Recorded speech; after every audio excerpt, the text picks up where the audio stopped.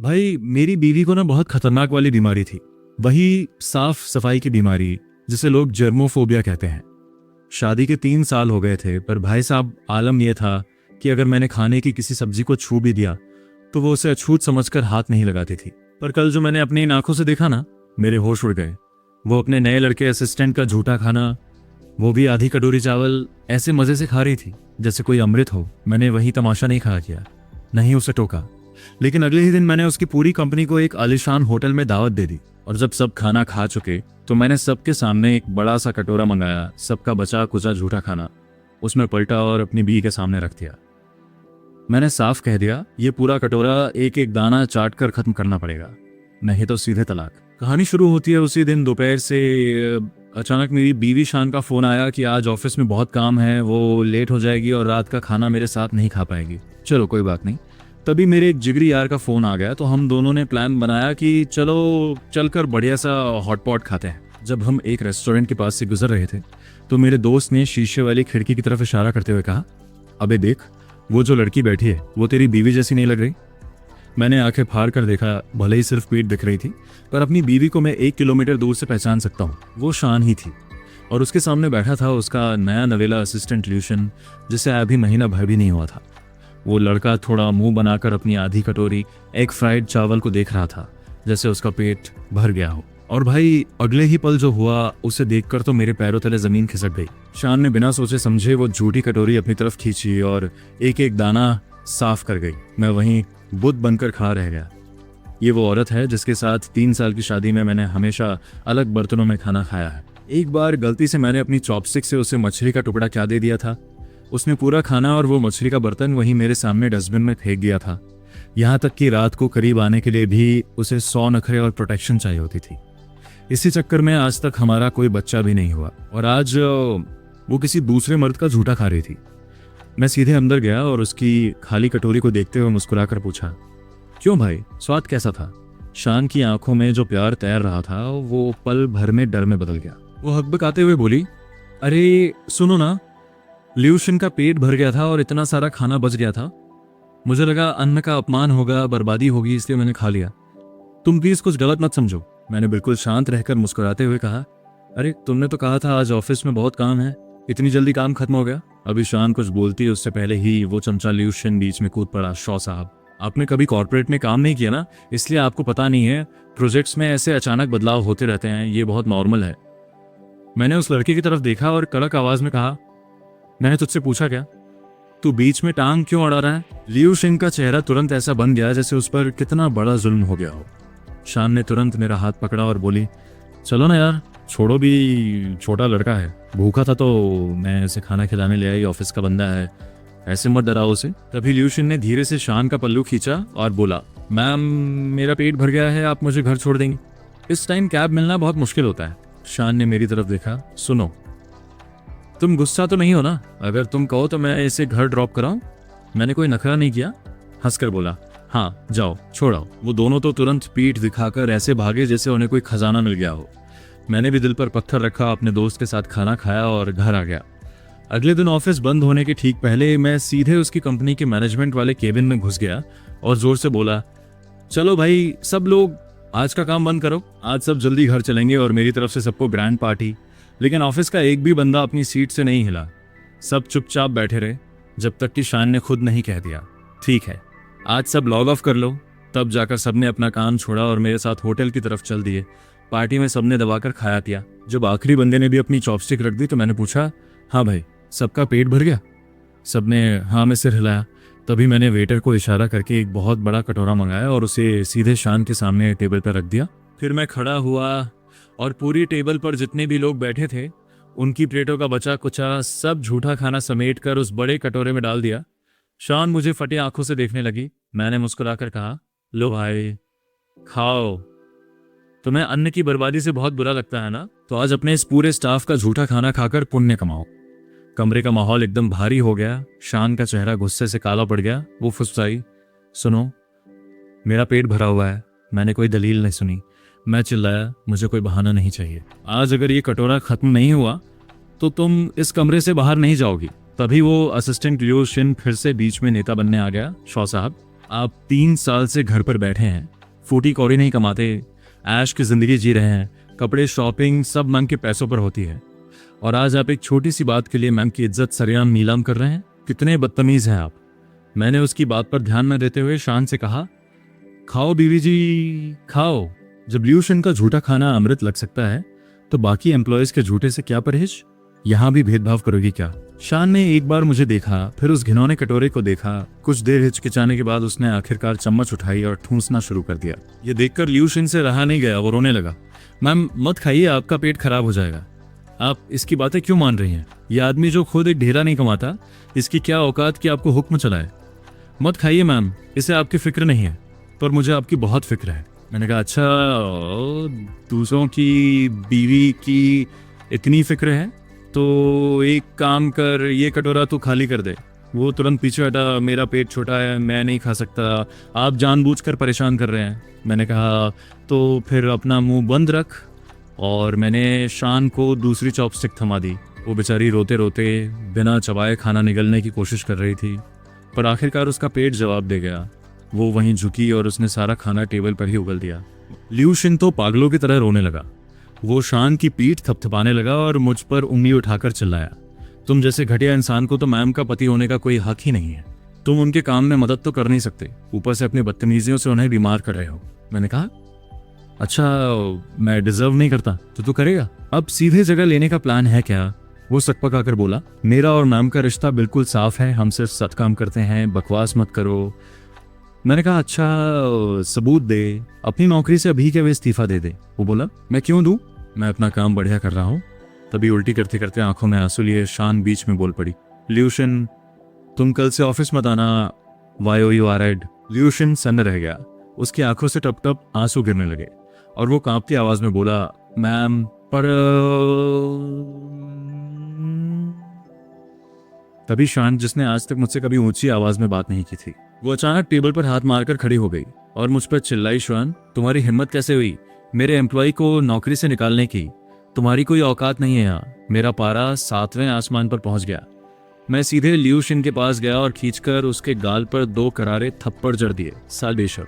फिर मैंने शान से कहा, हाँ कंपनी में मेरा कोई पद नहीं है, मेरी कोई औकात नहीं है, लेकिन तेरा पति होने के नाते इस बदतमीज को थप्पड़ मारने का पूरा हक है मुझे।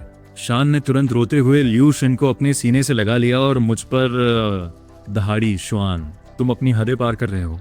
शायद पहले जब मैंने उसे झूठा खाते पकड़ा था तो उसके दिल में थोड़ी बहुत शर्म या गिल्ट था, पर अब वो शर्म पूरी तरह खत्म हो चुकी थी। वो गुस्से से बोली, शायद मैंने ही तुम्हें बहुत सिर पर चढ़ा रखा है, इसीलिए तुम्हारी इतनी हिम्मत बढ़ गई है। आज के बाद तुम्हारे सारे क्रेडिट और डेबिट कार्ड ब्लॉक, ये तुम्हारी सजा है।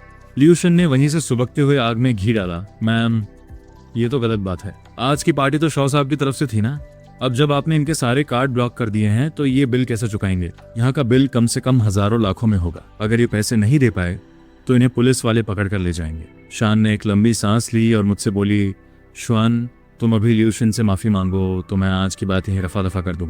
मैंने हंसकर कहा, अबे तू पागल हो गई है या मेरा दिमाग खराब हुआ है। मैं इस 2 कौड़ी के इंसान से माफी मांगूंगा। ल्यूशन तुरंत बेचारा बनते हुए बोला, मैम प्लीज मेरी वजह से आप दोनों आपस में मत लड़िए, मैं तो एक मामूली सा असिस्टेंट हूँ, थोड़ा बहुत सह लूंगा। शॉ साहब सब मेरी ही गलती है, आप मैम पर गुस्सा मत होइए, मैं ही आपसे माफी मांग लेता हूँ। वो ये नाटक करते हुए मेरा हाथ पकड़ने आया, पर भाई साहब उसने कपटी तरीके से मेरी कलाई पर इतनी जोर से अपने नाखून गड़ाए कि मेरी चीख निकल गई। मैंने दर्द के मारे उसे झटके से दूर धकेला, चल हट पीछे। सच कहूं तो मैंने ज्यादा ताकत भी नहीं लगाई थी, पर वो साला ऐसा हवा में उड़ा जैसे किसी फिल्म का स्टंटमैन हो। वो सीधे जाकर खाने की टेबल पर गिरा और अपने साथ सारे कांच के बर्तन, प्लेटें और कटोरियां जमीन पर गिराकर चकनाचूर कर दिया। श्वान तुम जानवर हो चुके हो। शान चीखी और उसने घूमकर मेरे गाल पर एक जोरदार तमाचा रसीद कर दिया। मेरा चेहरा एक तरफ घूम गया। मैंने अपने होठों पर आए खून को जीभ से चाटा। उस कड़वे स्वाद के साथ ही अचानक मेरे दिल का सारा बोझ उतर गया। मैंने शांत होकर कहा, तू अंधी है क्या। उसने मुझे जोर से काटा और जानबूझकर खुद को नीचे गिराया है। वो नौटंकी कर रहा है।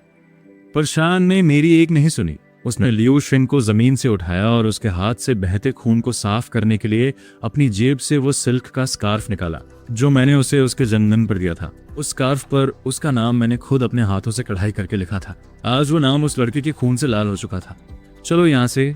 शान ने लियो शिन के कंधे पर हाथ रखा और बिना मेरी तरफ मुड़कर देखे वो कमरे से बाहर निकल गई। बाकी के स्टाफ वाले भी कतरा कर कोई ना कोई बहाना बनाकर पतली गली से खिसकने लगे। सब के सब इतनी फुर्ती से भागे कि देखते ही देखते वो बड़ा सा कमरा बिल्कुल खाली हो गया। अब वहां सिर्फ मैं अकेला बचा था। तभी वेटर ने धीरे से दरवाजा खटखटाया और अंदर आकर बोला, सर बिल का पेमेंट कर दीजिए। मैंने जेब से अपना कार्ड निकाला और वेटर की तरफ बढ़ाते हुए कहा, लो कर लो भाई। उसने मशीन में कार्ड स्वाइप किया, पर स्क्रीन पर लिखकर आ गया इनसफिशिएंट बैलेंस। वेटर बोली, सॉरी सर, ये कार्ड काम नहीं कर रहा। मैंने बिना सोचे समझे दूसरा कार्ड थमा दिया, पर उसका भी वही हाल। भाई साहब, मैंने एक एक करके अपने सारे 7 के 7 कार्ड आजमा लिए, पर किसी में 1 रुपया नहीं था। वो शान सच में बहुत चालू निकली। उसने मेरे सारे बैंक अकाउंट और कार्ड्स ब्लॉक करवा दिए थे। वेटर मुझे ऐसे घूरने लगी जैसे मैं कोई चोर हूँ। वो बोली, सर आपके पास पेमेंट करने का कोई और तरीका नहीं है क्या? मैं तुरंत अपने उसी जिगरी यार को फ़ोन लगाने की कोशिश की, पर पता नहीं वो किस दुनिया में खोया हुआ था। न मेरा फ़ोन उठा रहा था और न ही व्हाट्सएप का कोई रिप्लाई दे रहा था। मैंने वेटर से कहा, अरे तुम फिक्र मत करो, मैं बिल चुका दूंगा। पर वेटर का सब्र अब टूट चुका था। उसने तुरंत अपना वॉकी टॉकी निकाला और बोली, ओ मिस्टर मैनेजर, ज़रा इधर आइए। केबिन नंबर 5 में एक बंदा बिना पैसे दिए भागने की फिराक में है। कुछ ही मिनटों में होटल का मैनेजर 2 पुलिस वालों को लेकर अंदर धमक गया। पुलिस वाले बोले, हाँ भाई साहब, जरा हमारे साथ थाने चलिए।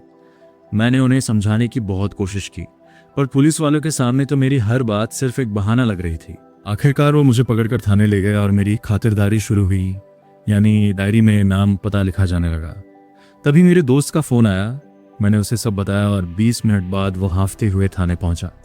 बिल के पैसे भरे और तब जाकर मेरी जान बचान आई।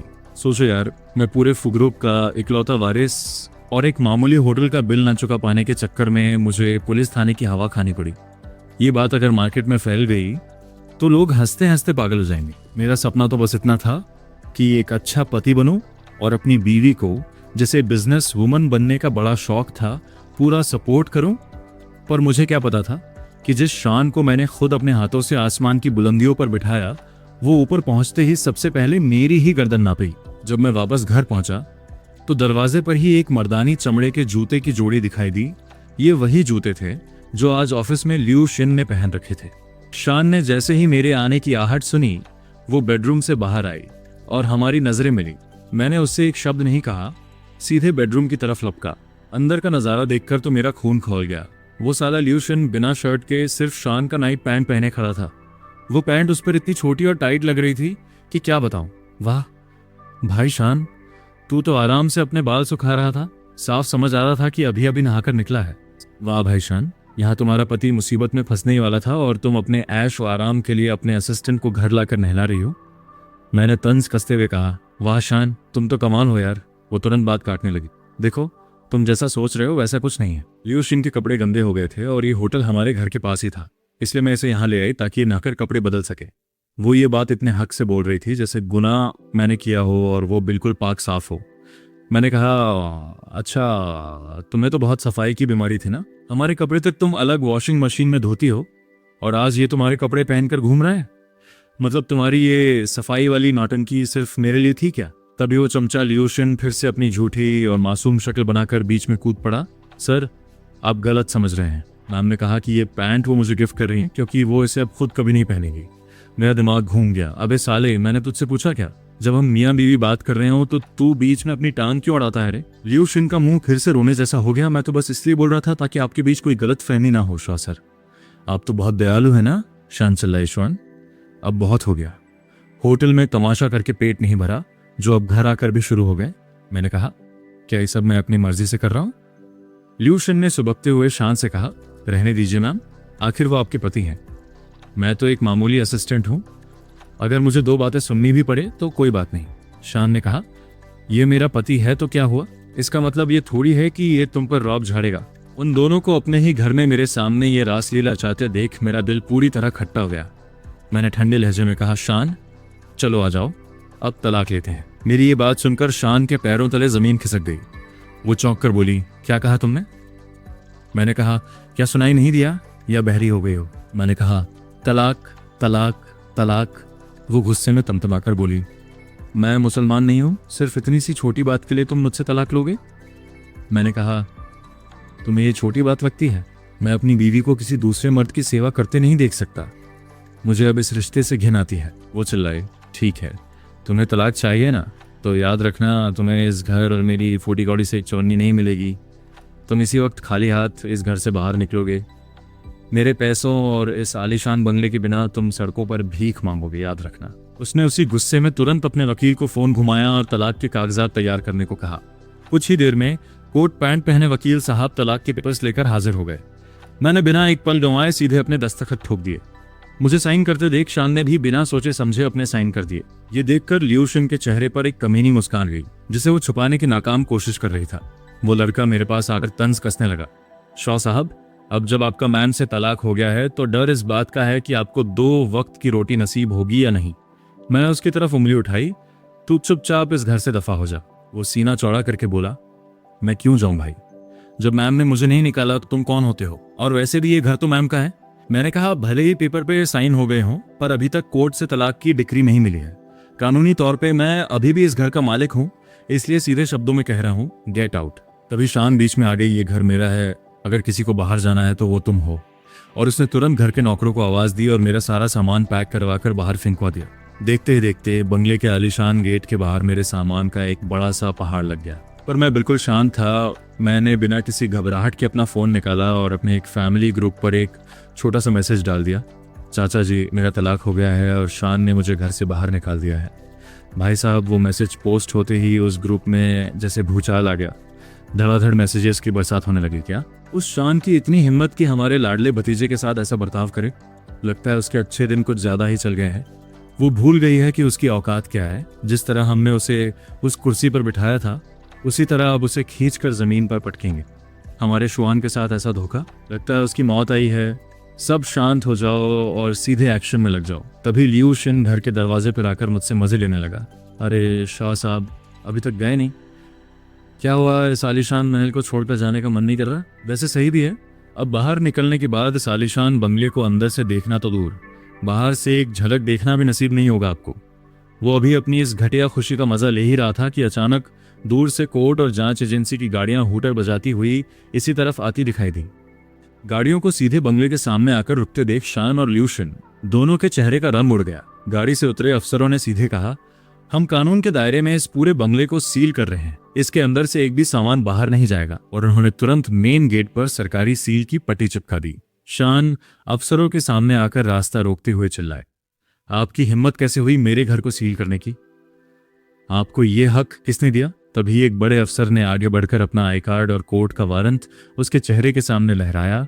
ये हमारा सरकारी आदेश है। हमारे पास शिकायत आई है कि आपने अपने पद का गलत इस्तेमाल करके सरकारी और कंपनी के पैसों का बहुत बड़ा घोटाला किया है। कानून के मुताबिक आपकी इस कोठी के साथ साथ आपके नाम के सारे बैंक अकाउंट और प्रॉपर्टी तुरंत फ्रीज किए जाते हैं। शान के होश उड़ गए। ये नामुमकिन है। मेरी शिकायत किसने की? क्या सबूत है आपके पास? अफसर ने ठंडे लहजे में कहा, यह शिकायत किसी एक ने नहीं बल्कि फू ग्रुप के सभी बड़े अधिकारियों और बोर्ड मेंबर्स ने मिलकर की है। और हमारे पास ऐसे पुख्ता सबूत हैं जो आपको बहुत लंबे समय के लिए जेल की सलाखों के पीछे भेजने के लिए काफी है। शान बड़बाने लगी, सारे अधिकारियों ने मिलकर शिकायत की, ये नहीं हो सकता। तभी अचानक उसके फोन की घंटी बजी। उसने कांपते हाथों से फोन उठाया तो उधर से कंपनी के एक बड़े अधिकारी की आवाज आई, शान जी, बोर्ड ऑफ डायरेक्टर्स की मीटिंग में सर्वसम्मत से आपको आपके पद से हटा दिया गया है। आप तुरंत प्रभाव से सस्पेंड की जाती हैं। शान चिल्लाई, क्या बकवास है? वो मुझे कैसे निकाल सकते हैं? पर उधर से फोन कट चुका था। वो पागलों की तरह यहाँ वहां टहलने लगी। लियू शिन डर के मारे कांपते हुए बोला, मन, ये सब क्या हो रहा है? ये अचानक आपका घर क्यों सील हो गया? जरूर इसके पीछे किसी ने कोई बहुत बड़ी चाल चली है। शान गुस्से फुसफुसाई, बुढ़े डायरेक्टर्स तो हमेशा मेरी उंगलियों पर नाचते थे, आज अचानक सब मेरे खिलाफ कैसे हुए? इसमें जरूर कोई डर्टी गेम है। अभी ठीक उसी वक्त मुझे लेने के लिए एक चमचमाती हुई महंगी गाड़ी आकर रुकी और उसमें से एक पर्सनल बाहर निकला। उसने झुककर अदब से कहा, छोटे मालिक, माफी चाहता हूँ, आने में थोड़ी देर हो गई, रास्ते में बहुत ट्रैफिक था। मैंने मुस्कुराकर कहा, कोई बात नहीं, वैसे भी मुझे कोई जल्दी नहीं थी, यहाँ बड़ा मज़ेदार ड्रामा चल रहा था, वही देख रहा था। फिर मैंने अपने सामान की तरफ इशारा करते हुए ड्राइवर से कहा, ये फालतू सामान यहीं रहने दो, बस ये 2-4 ज़रूरी चीज़ें गाड़ी की डिक्की में डाल लो। ये सब देखकर शान फटी आंखों से मुझे देखने लगी। तुम्हारे पास अपनी गाड़ी और पर्सनल ड्राइवर है, और ये तुम्हें छोटे मालिक क्यों बोल रहा है? मैंने हंसते हुए कहा, शान, तुमसे शादी करने से पहले भी मैं एक बहुत बड़े खानदान का वारिस यानी छोटे मालिक ही था। तुम्हें क्या लगा था मेरे पिता ने इस कंपनी की कमान तुम्हारे हाथों में क्या सौंपी? तुम खुद को फू ग्रुप की असली मालकिन समझ बैठी? अरे भोली लड़की, फू ग्रुप का असली मालिक आज भी शॉ परिवार ही है। तुम्हें सच में ऐसा लगा कि तुम एक विराजमान डायरेक्टर होकर मुझे, जिसके पास इस कंपनी के पूरे 50% शेयर्स हैं, कंपनी से और अपनी जिंदगी से बाहर धकेल दोगी? शान का चेहरा पीला पड़ गया। वो हकलाते हुए बोली, क्या फू ग्रुप के आधे शेयर्स तुम्हारे पास हैं? ये कैसे हो सकता है? मैंने कहा, तो और क्या, मेरे पिता इतने बेवकूफ नहीं थे कि वो अपनी पूरी कंपनी के शेयर्स किसी बाहरी और दिमाग से हिरी हुई औरत के नाम कर देते। तुम्हारे पिता ने मरते वक्त अपनी वसीयत में लिखा जरूर था कि तुम्हारे 3 साल का कार्यकाल पूरा होते ही उनके हिस्से के शेयर्स तुम्हें मिल जाएंगे, और पिछला महीना ही वो टाइम था। वो चिल्लाई, हाँ, तो वो कॉन्ट्रैक्ट तो लागू हो चुका है ना? मैंने हंसते हुए जवाब दिया, अरे दिमाग ठिकाने हैं तुम्हारे। उस वसीयत और शेयर्स के ट्रांसफर के लिए मेरे दस्तखत की जरूरत थी, और जब तक मैं साइन नहीं करूंगा वो पेपर सिर्फ एक रद्दी का टुकड़ा है। और हाँ, शायद तुमने उस कॉन्ट्रैक्ट की बारीक लाइनें नहीं पढ़ी। उसमें साफ लिखा था कि अगर हमारा तलाक होता है और वो सारे शेयर्स सीधे मेरे नाम ट्रांसफर हो जाएंगे। शान गुस्से और सदमे में चीखी, अच्छा, तो तुम बाप बेटे ने मिलकर मेरे खिलाफ ये साजिश रची थी? मैंने इतने सालों तुम्हारे टुकड़ों पर पलने वाले गुलाम की तरह काम किया, दिन रात एक किया, और आखिरकार मुझे क्या मिला? कुछ भी नहीं। मैंने उसकी बात काटी और मुस्कुराकर लियू शिन की तरफ देखा। अरे ऐसा मत कहो शान, तुम्हें बहुत कुछ मिला है, जैसे कि तुम्हारा ये प्यारा असिस्टेंट लियू शिन। भाई, तूने जो ये सोचा था कि तू यहाँ की मलिका बन जाएगी और इस चिकने लड़के को अपना राजा बना लेगी, ये सपना तो अब भूल ही जा। मेरी ये बात सुनते ही शान का चेहरा गुस्से और सदमे से एकदम हद-तब रह गया, पर मैं रुकने वाला नहीं था। मैंने आगे कहा, वैसे शान, तुम्हें तो शुक्रगुजार होना चाहिए। कम से कम 3 साल तक तुमने ऐश की जिंदगी तो काटी। बाहर की दुनिया को यही लगता था कि मैं तुम्हारे टुकड़ों पर पल रहा हूँ, पर सच तो यह है कि तुम और तुम्हारा ये पूरा ऑफिस मेरे शॉ परिवार के पैसों पर पल रहे थे। तुम जैसी बाहर से आई लड़की को कायदे में रहना चाहिए था, पर 3 साल क्या तुम मैनेजिंग डायरेक्टर की कुर्सी पर बैठ गई? तुमने खुद को इस साम्राज्य का भगवान समझ लिया। एक बात गांठ बांध लो, तुम मेरे शॉ परिवार की सिर्फ एक नौकर थी, उससे ज्यादा कुछ नहीं। अगर आज मैं श्वान तुम्हारे पीछे खड़ा ना होता ना, तो तुम आज भी किसी मामूली कंपनी में फाइलें दबाकर क्लाइंट्स के पीछे भाग रही होती। मैंने चैन की सांस लेते हुए आगे कहा, शुरुआत में मुझे तुम्हारा काम करने का तरीका पसंद आया था। मुझे लगा कि तुम में इतनी काबिलियत है कि तुम मेरे इस बड़े बिजनेस को संभाल सकती हो। ऊपर से तुम्हारी शक्ल सूरत भी ठीक साथ थी। कम से कम उन बाजारी लड़कियों से तो तुम लाख गुना साफ सुथरी थी। अगर तुम तमीज से मेरी बीवी बनकर रहती तो जो तुम मांगती मैं वो सब तुम्हारे कदमों में रख देता, पर तुमने मेरा भरोसा तोड़ दिया। तुमने मुझे बहुत निराश किया है। शान का चेहरा पल पल काला पड़ता जा रहा था और मैं उसे और तड़पाते हुए बोला, तुम्हें ना थोड़ा और नाटक करना चाहिए था। अगर तुम कुछ महीने और शरीफ होने का ढोंग कर लेती तो शायद मैं उस कॉन्ट्रैक्ट पर साइन कर देता। एक बार तुम्हें कंपनी के शेयर्स मिल जाते तो फिर तुम्हें इस कुर्सी से नीचे खींचने में मुझे थोड़ी मेहनत तो करनी पड़ती। पर तुम्हारी सबसे बड़ी गलती ये थी कि तुम में सब्र नहीं था। तुम इतनी जल्दी अपने असली रंग में आ गई कि अपना मुखौटा संभाल ही नहीं पाई। मेरी ये बातें सुनकर शान का दिमाग सुन्न हो गया। वो हकलाते हुए बोली, वो जो बोर्ड ऑफ डायरेक्टर्स ने मुझे नौकरी से निकाला है, क्या वो सब तुम्हारी वजह से हुआ है? मैंने हंसकर कहा, और नहीं तो क्या। कंपनी के जितने भी बड़े बड़े डायरेक्टर्स हैं ना, वो सब मेरे पिता के जमाने के हैं। उन्होंने मेरे डैड के साथ मिलकर अपनी आधी जिंदगी इस कंपनी को खड़ा करने में लगा दी। वो मेरे पिता के पक्के यार हैं और मुझे अपने सगे भतीजे की तरह मानते हैं। वो जो आज तक तुम्हारी हर बात पर जी हुजूर करते आए हैं, वो सिर्फ और सिर्फ मेरी इज्जत की वजह से था। तुम्हें क्या लगा था कि वो तुम्हारी इस तेवर और अक्ल के गुलाम थे? अरे वो सब सिर्फ इसलिए चुप थे क्योंकि तुम शॉ परिवार की बहू बनकर आई थी, वरना तुम्हारी जैसी मामूली लड़की की क्या औकात जो शहर के इतने बड़े बड़े दिग्गजों को अपनी उंगलियों पर नचा सके। तुम्हें खुद पर कुछ ज्यादा ही घमंड हो गया था। अब शान पागलों की तरह अपने बाल नोचने लगी।